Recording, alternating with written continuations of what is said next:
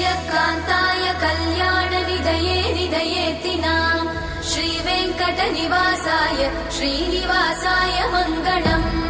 लक्ष्मी सविभ्रमालोकसुभ्रूविभ्रमचक्षुषे चक्षुषे सर्वलोकानां वेङ्कटेशाय मङ्गलम्। श्रीवेङ्कटाद्रिशृङ्गाग्रमङ्गलाभरणाङ्गये मङ्गलानां निवासाय श्रीनिवासाय मङ्गलम्। सर्वावयव सौन्दर्य सम्पदा सर्वचेतसां सदा सम्मोहनायास्तु वेङ्कटेशाय मङ्गलम्। नित्याय निरवध्याय सत्यानन्दचिदात्मने सर्वान्तरात्मने श्रीमद् वेङ्कटेशाय मङ्गलम्। स्वतः सर्वविदे सर्वशक्तये सर्वशेषिने सुलभाय सुशीलाय वेङ्कटेशाय मङ्गलम्। परस्मै ब्रह्मणे पूर्णकामाय परमात्मने प्रयुञ्जे परतत्त्वाय वेङ्कटेशाय मङ्गलम्। आकालतत्त्वमशान्तमात्मनामनुपश्यताम् अतृप्त्यमृतरूपाय वेङ्कटेशाय मङ्गलम्। प्रायस्वचरणौ पुंसां शरण्यत्वेन पाणिना कृपया दिशते श्रीमद् वेङ्कटेशाय मङ्गलम्। दयामृततरङ्गिण्यास्तरङ्गैरिव शीतलै अपाङ्गैः सिञ्चते विश्वं वेङ्कटेशाय मङ्गलम्। स्रग्भूषाम्बरहेतीनां सुषमावहमूर्तये सर्वाद्दिशमनायास्तु वेङ्कटेशाय मङ्गलम्। श्रीवैकुण्ठविरक्ताय स्वामि पुष्करिणीतटे रमया रममाणाय वेङ्कटेशाय मङ्गलम्।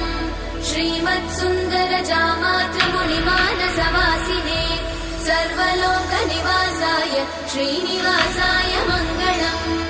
मङ्गलाशासनपरैर्मदाचार्य पुरोगमै सर्वैश्च पूर्वैरचार्य सत्कृतायास्तु मङ्गलम्।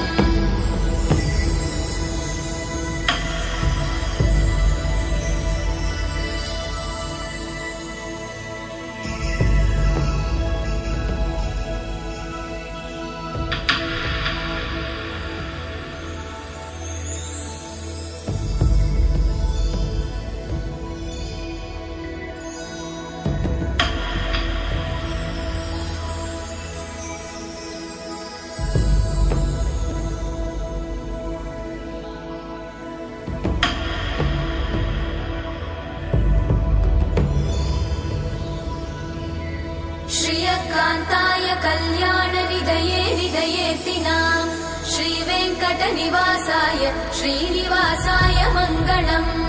लक्ष्मी सविभ्रमालोकसुभ्रूविभ्रमचक्षुषे चक्षुषे सर्वलोकानां वेङ्कटेशाय मङ्गलम्। श्रीवेङ्कटाद्रिशृङ्गाग्रमङ्गलाभरणाङ्गये मङ्गलानां निवासाय श्रीनिवासाय मङ्गलम्।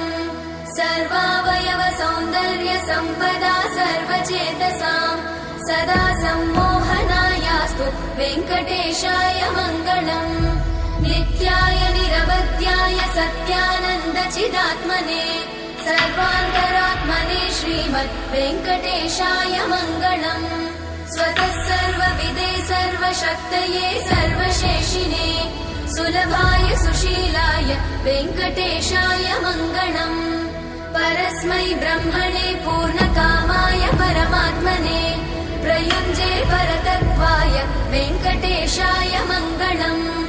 आकालतत्त्वमशान्तमात्मनामनुपश्यताम् अतृप्त्यमृतरूपाय वेङ्कटेशाय मङ्गलम्। प्रायस्वचरणौ पुंसां शरण्यत्वेन पाणिना कृपया दिशते श्रीमद् वेङ्कटेशाय मङ्गलम्। दयामृततरङ्गिण्यास्तरङ्गैरिव शीतलै अपाङ्गैः सिञ्चते विश्वं वेङ्कटेशाय मङ्गलम्। स्रग्भूषाम्बरहेतीनां सुषमावहमूर्तये सर्वाद्दिशमनायास्तु वेङ्कटेशाय मङ्गलम्। श्रीवैकुण्ठविरक्ताय स्वामि पुष्करिणीतटे रमया रममाणाय वेङ्कटेशाय मङ्गलम्। श्रीमत्सुन्दरजामातृमुनिमानसवा